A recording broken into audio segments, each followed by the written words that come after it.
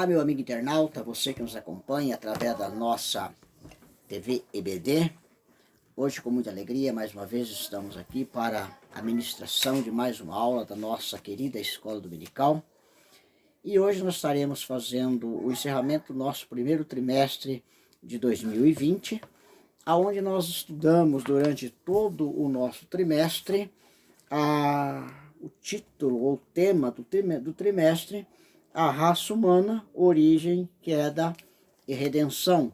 Está aqui o nosso manual de estudo e hoje nós vamos estudar a lição de número 13, que traz por título o novo homem em Jesus Cristo. Antes, porém, nós queremos fazer aqui menção das nossas 12 últimas lições, dando assim um resumo do que foi estudado durante esse trimestre. A lição de número 1, ela tinha como tema Adão, o primeiro homem. Nós estudamos como foi criado o primeiro homem, a origem do primeiro homem, como foi que Deus deu início a essa coroa da criação, que é o homem. A lição de número 2, nós estudamos a criação de Eva, a primeira mulher. E nela nós aprendemos o papel da mulher no plano de Deus e a missão da mulher no plano de Deus. Na lição de número 3, nós estudamos a natureza do ser humano. Ali nós estudamos o homem é um ser completo, as características do ser humano, matéria e a imortalidade, e estudamos também alma, espírito e corpo. Lição de número 4, nós estudamos os atributos do ser humano, espiritualidade, racionalidade, sociabilidade, liberdade e criatividade. Esses foram, então, a matéria de estudo da lição de número 4.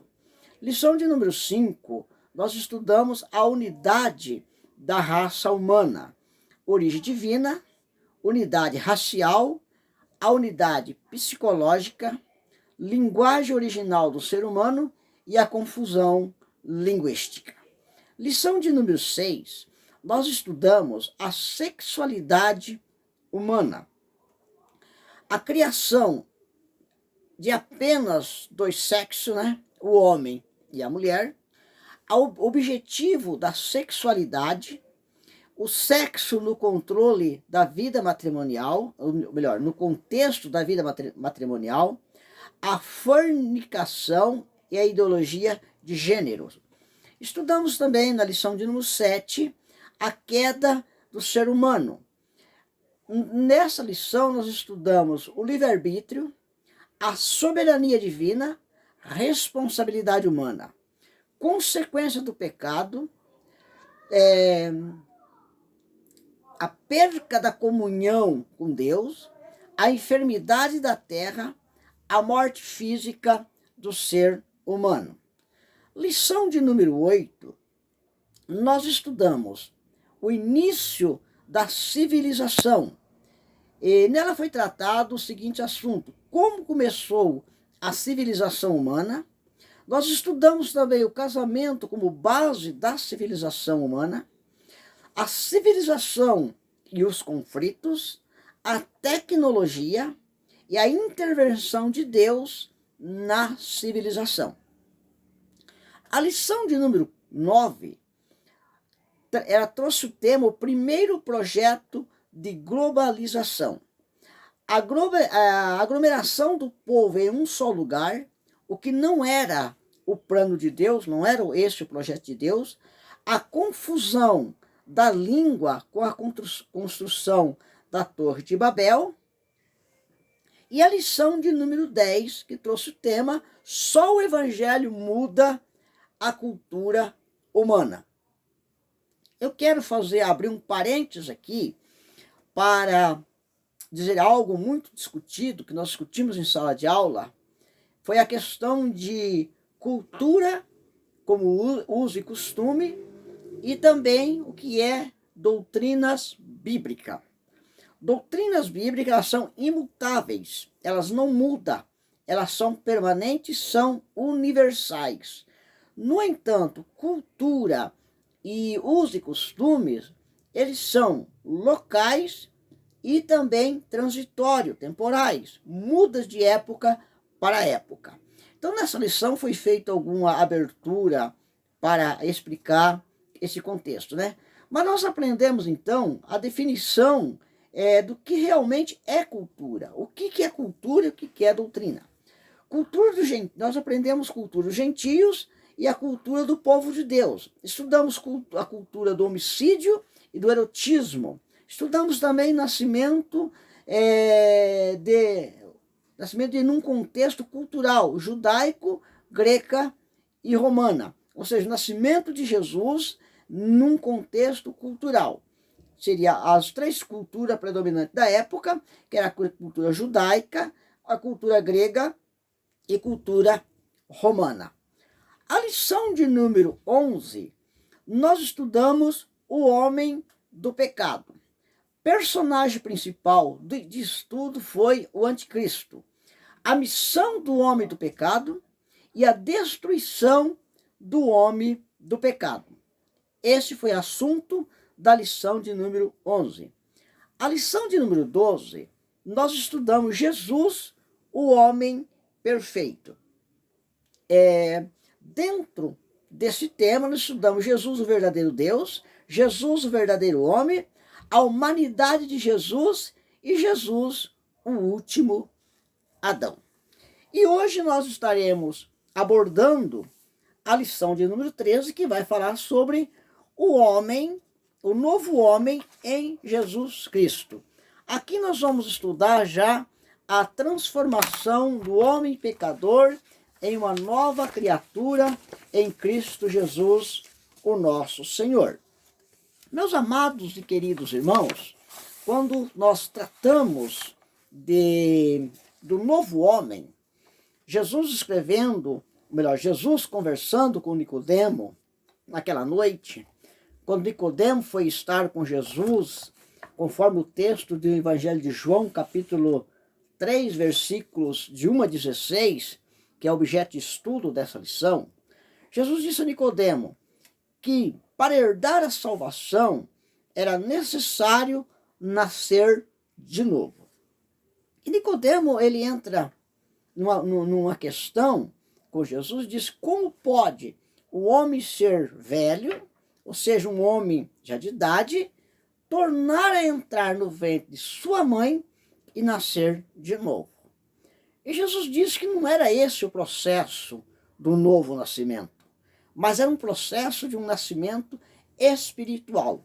Então, nessa lição, nós vamos entender esse novo nascimento, como funciona este novo nascimento na vida do homem. O nascimento do novo homem, o novo nascimento não é nem do sangue e nem da carne, mas do espírito.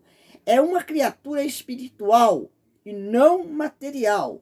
Não é pelo processo humano, não é pelo processo da criação humana. É o nascer de Deus. Isso só é possível por meio da fé. Então, para aceitar o novo nascimento, nós precisamos, primeiramente, crer pela fé. Então, a fé, ela é a ferramenta principal para entendermos esse novo nascimento. Nascer de Deus e se tornar filho de Deus pela fé, pela crença que nós temos em nosso Senhor e Salvador Jesus Cristo. A lição também vai falar de nascer da água. Mas o que é nascer da água? Como entender esse nascer da água? Isso significa renascimento espiritual. No batismo, nós entendemos que no batismo sepulta-se o velho homem e ressuscita o novo homem em Cristo. A maioria das igrejas evangélicas, principalmente as pentecostais, o batismo ele é feito por imersão, ou seja, por mergulho. Quando a pessoa é mergulhada, quando ela é batizada por imersão, dá-nos entender um sepultamento do velho homem e a ressurreição do homem novo. Então, isto é que entendemos pelo novo nascimento pela água. Agora, a água em si não é apenas este elemento H2O, mas aqui a água também tem referência com a palavra de Deus. A palavra de Deus é como água que nos lava e nos purifica do nosso pecado. Por isso que a palavra de Deus, ela tem símbolo, é simbolizada pela água. Louvado seja Deus. A água dá ideia de lavagem e de purificação. Observe que quando alguém ou nós estamos sujo, precisamos fazer as nossas higiene pessoais, logo então nós fazemos uso da água. Então a água ela limpa, lava e purifica o homem da sua imundícia material, da sua sujeira material. E a palavra de Deus, simbolizado pela palavra, ela faz a purificação e a lavagem dos nossos pecados, que é a sujeira espiritual causada pelo pecado em nossa vida. Efésios capítulo 5 e verso 26 nos diz: para santificá-la, tendo-a purificado pela lavagem da água, mediante a palavra de Deus. Nascido da água dá o direito de sermos filhos de Deus. Ou seja, toda vez que nós nascemos pela palavra transformadora e regeneradora, que causa em nós uma mudança, nós passamos então sermos ou termos o direito de sermos filho de Deus. O Evangelho de João, capítulo 1, verso 12, verso 13, diz assim: contudo, aos que o receberam, aos que creram em seu nome, deu-lhe o direito de se tornar filho de Deus, os quais não nasceram da descendência natural, isto é, da descendência de mulher, descendência do homem, nem da vontade da carne, nem pela vontade de homem algum, mas nasceram de Deus. Nascimento espiritual, transformação espiritual. Louvado seja Deus. A lição também ela vai tratar do nascimento do Espírito. O nascimento do Espírito é através do Espírito Santo que alcançamos a regeneração. Mas o que significa essa palavra regenerar? Significa vivificação, recuperação moral ou espiritual. Então, a regeneração é uma recuperação da nossa vida moral e espiritual diante de Deus. Ou seja, o homem, por causa do pecado, ele não tinha moral, não tinha acesso livre ao trono da glória. Mas através da regeneração, através dessa revivificação desse homem morto, espiritualmente falando, e sendo recuperado moralmente e espiritualmente, o homem agora tem acesso livre ao trono de Deus, somente através da regeneração. Isso não se explica com linguagem humana, é uma ação sobrenatural. Ou seja, está além da física, está além daquilo que nós podemos entender, podemos pegar, ver ou palpar. É um ato sobrenatural da vontade e da soberania de Deus para com o homem. E só acontece quando há uma conversão real. Ou seja, quando nós falamos de conversão real, se falamos de conversão real, é porque existe conversão que não é real. aquela conversão superficial, aquela conversão por amizade, por ter amigos naquela sociedade ou naquela igreja e assim por diante. Mas a verdadeira regeneração, o verdadeiro nascimento, ela só acontece quando há realmente uma conversão real. Mas o que é conversão, ô professor? Conversão é mudança de rumo, mudança de rumo. Quando eu estou indo nessa direção e essa direção não é o caminho certo, essa direção é um caminho errado, não é o caminho pelo qual eu quero, então eu faço uma conversão. Em outras palavras, eu faço um retorno. Então, conversão, no sentido de algumas religiões entendem como mudança de religião, de seita ou mudança de visão. Eu gostei muito da palavra mudança de visão e mudança de rumo.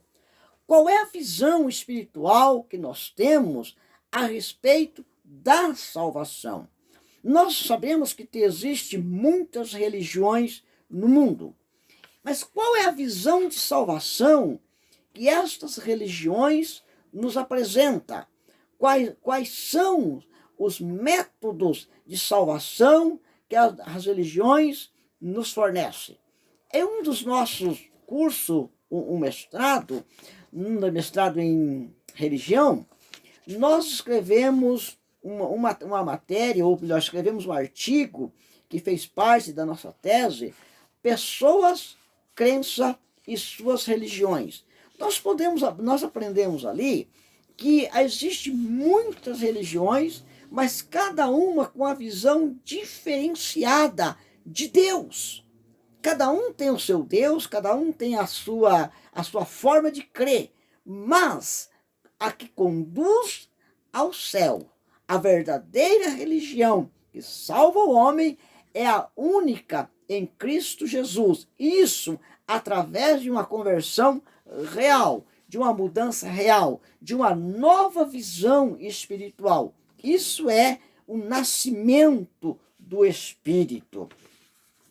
O homem também, ele passou então agora, a partir deste momento, dessa conversão real, genuína, nascido da água e do Espírito, o homem agora ele entra no processo da justificação. O que é justificação? Vamos tentar entender o que é justificação. A inutilidade da justiça humana no processo da santificação, ou seja, da justificação. O homem por si só, ele não consegue ou não conseguia se justificar diante de Deus.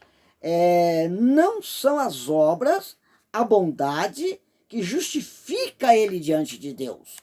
Muitas pessoas têm boas intenções, são pessoas de bem, que fazem boas obras, têm uma certa bondade, mas tais pessoas não são nascidas de novo. Tais pessoas não têm um compromisso espiritual, um compromisso com a vida santa, uma vida casta diante de Deus. Então, bondade e obras não são requisitos suficientes para a salvação. Embora que bondade, obras e caridade faz parte da vida daquele que aceitou Jesus e que serve a Deus, mas não são requisitos para a salvação, são requisitos para as pessoas já salvas. O livro de Isaías, o capítulo 64 e o verso 6, se me foge a memória, ele vai dizer que as nossas obras, as nossas bondades e as nossas caridade, são como trapos de imundície. Trapo de imundície. O que é trapo de imundície? Para quem não sabe o que é trapo de imundície, o trapo de imundície, ele era usado como se fosse hoje o absorvente, ser bem claro. Antigamente não havia o absorvente para as mulheres, Então as mulheres usavam o pano. Devido à impureza que a mulher era considerado nesse período, em que a mulher estava menstruada, logo esse pano usado ali, se tornava um pano de imundície. Então vejam que as nossas obras, a nossa bondade, ela é considerada para Deus como trapo de imundície, ou seja, algo desprezível sem o menor valor. Mas em Cristo nós somos justificados diante de Deus. A dívida do pecado foi paga através da fé nos méritos, não meu, não do pastor da igreja, não dos meus amigos, mas nos méritos de Cristo. Só por causa dos méritos de Cristo foi que nós alcançamos a justificação, a nossa inocentabilidade do nosso pecado perante Deus. Romanos capítulo 5 e verso 1 diz assim, tendo sido, pois, justificado pela fé, temos paz com Deus, por nosso Senhor Jesus Cristo. Bem interessante, olha, temos paz com Deus. Logo então, entendemos que o homem, ele era brigado com Deus. O homem não tinha paz com Deus por causa do seu pecado. O homem estava sentado na cadeira do réu. Mas em Cristo, o nosso advogado fiel, nós somos justificados diante de Deus. Isso nos traduz com uma maravilhosa doutrina da justificação. Essa é a gostosura e a beleza dessa justificação. A ideia dessa doutrina da justificação é de um réu perante um juiz em julgamento. Jesus, o nosso advogado, fez essa defesa em nosso favor e anulou a sentença que pesava sobre nós. Não cabe nenhum recurso por parte do nosso acusador, pois a sentença foi apagada de uma vez por toda. Então, a doutrina dessa justificação, a ideia que se tem é de um réu sentado à presença de um juiz, merecedor de uma condenação, mas Cristo, ele entra com a defesa, ele nos justifica perante esse juiz eterno, nosso Deus, e nós se tornamos justificados. E não cabe mais recurso. Satanás, o nosso acusador, pode até nos acusar, mas a nossa justificação foi alcançada através de Cristo Jesus. Certa feita, Martinho Lutero, ele foi acusado por Satanás. E Satanás apresentou a Martinho Lutero uma lista de pecado que ele havia cometido. E Martinho Lutero disse, não, realmente, todos esses pecados aí eu cometi. E ele pegou uma caneta vermelha e ele riscou, fez um X em cima e disse, mas o sangue de Jesus nos purificou de todo o pecado. Satanás vai te acusar dia e noite, mas lembre-se que Jesus te justificou. E uma vez justificado para sempre perante Deus. Louvado seja o nome do Senhor. Hebreus capítulo 10, versículo 16 e versículo 17, diz a palavra do Senhor, esta é a aliança que farei com eles, depois daquele dia, diz o Senhor, porei as minhas leis em seus corações e a escreverei em suas mentes. E acrescenta, dos seus pecados e iniquidade não me lembrarei mais. Então Deus riscou a sentença condenatória. Ele disse, dos seus pecados eu não me lembro mais. Eu e você podemos lembrar de uma ofensa que alguém fez contra nós. A gente perdoa, mas não esquece. Eu ouso dizer que a nossa mente não é um quadro negro onde se escreve, ou um quadro branco que seja, se escreve passa o apagador e acabou. Não, a nossa mente grava e guarda. Mas a mente de Deus é uma mente que ele esquece dos nossos pecados. Ele disse, dos seus pecados não me lembrarei mais. Louvado seja Deus. Agora o homem, ele é, além da sua justificação, ele agora se transforma em um homem justo diante de Deus. A partir do momento que o homem se converte de seus maus caminhos, o homem passa a ser justo. É como se ele jamais tivesse cometido alguma injustiça. Eu vou dizer que é o seguinte, que o HD de informações do pecado do homem, a partir da justificação através do sangue de Cristo, ele é formatado, ou seja, ele é apagado, desaparece. E a partir desse momento, então, o homem, ele é justo perante Deus. Evangelho de João, primeira epístola de João, capítulo 1, verso 7, diz assim, ó, se porém andarmos na luz, como ele na luz está, temos comunhão uns com os outros, e o sangue de Jesus, seu Filho, nos purifica de todo pecado. Observe, meus queridos, que, embora que a justificação ela é um ato da soberania de Deus, não significa que o homem está isento de voltar a pecar. O versículo que nós lemos aqui, ele nos dá condições para essa justificação ou para ser justo. Ele diz, se porém andarmos na luz, como ele na luz está, temos comunhão uns com os outros.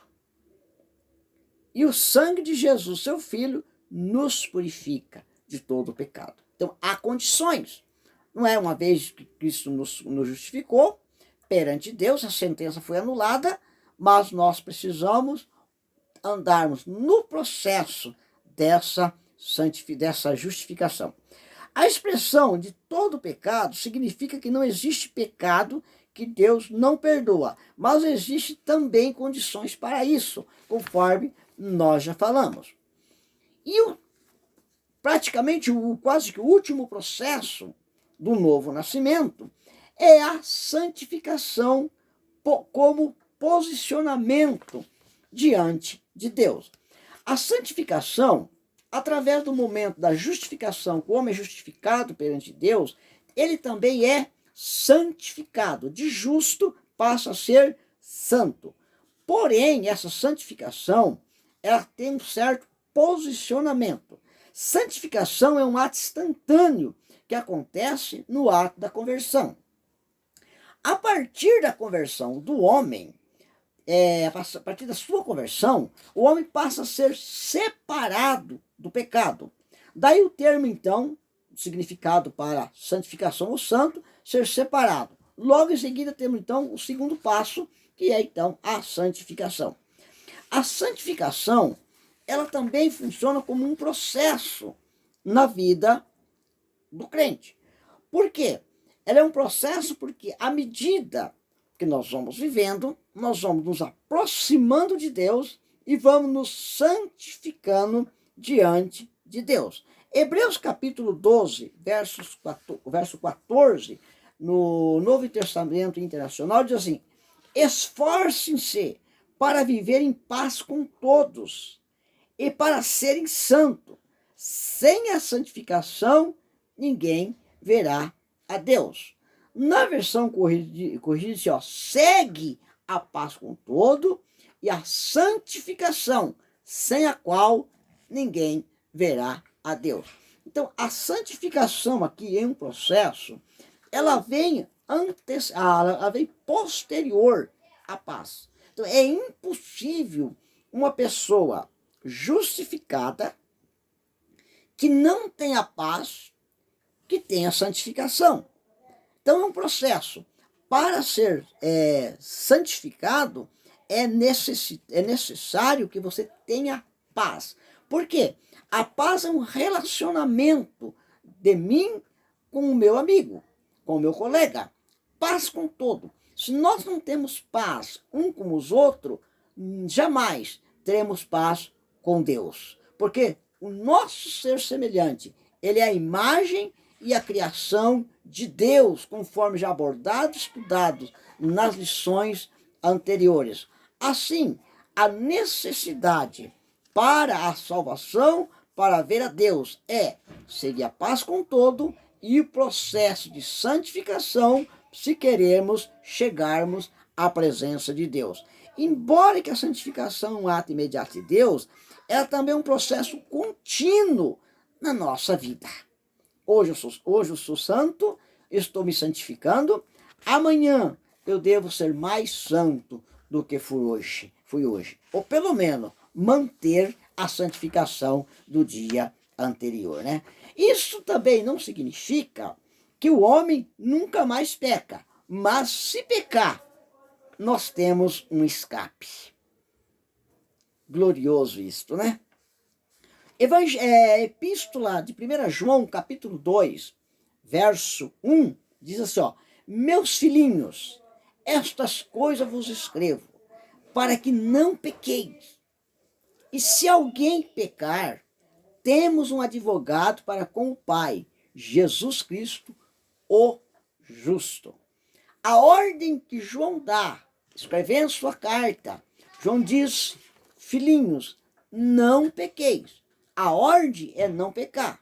Mas se porventura, por um deslize involuntário, nós viermos pecar, há um escape.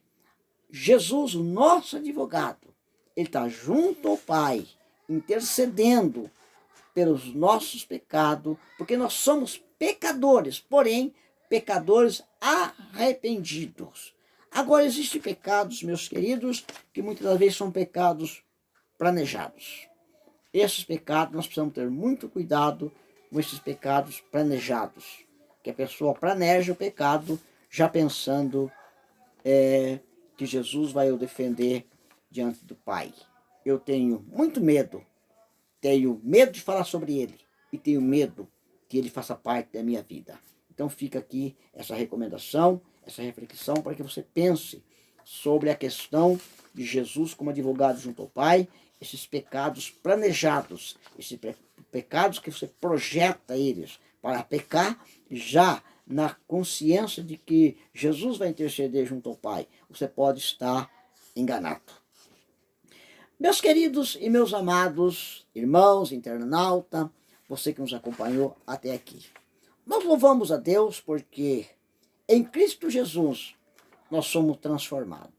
Aquele velho homem, aquele homem do pecado, aquele homem que outrora bebia, jogava, o homem da droga, o homem que se drogava, que se prostituía, o homem que chegava em casa embriagado, hoje ele é um novo homem, um homem transformado, um homem regenerado, um homem justo e agora santificado. E tudo isso só foi possível por causa da morte de Cristo na cruz do Calvário. A Bíblia Sagrada no Evangelho, no livro de Romanos, Paulo escrevendo aos Romanos, no capítulo 3, versos 23 e o verso 24, para encerrarmos a nossa lição, ele diz: porque todos pecaram, sem exceção, todos pecaram, e destituídos estavam da glória de Deus, sendo justificado gratuitamente pela sua graça, pela redenção que há em Cristo Jesus. Todos pecaram, tanto os antigos quanto nós mais novos. De Adão até o arrebatamento da igreja, todos pecaram. Mas Cristo manifestou a sua graça, trazendo salvação a todos aqueles que de bom grado o aceita. E fica o meu apelo: se você não tem Jesus, se você não conhece o nosso Senhor e Salvador Jesus Cristo. Quero que você examine as Escrituras, leia a palavra do Senhor, busque entendê-la, porque ela é a bússola. Ela é a água que lava os nossos pecados. O nosso muito obrigado. Até o nosso próximo encontro, se Deus assim nos permitir, em Cristo Jesus. Amém.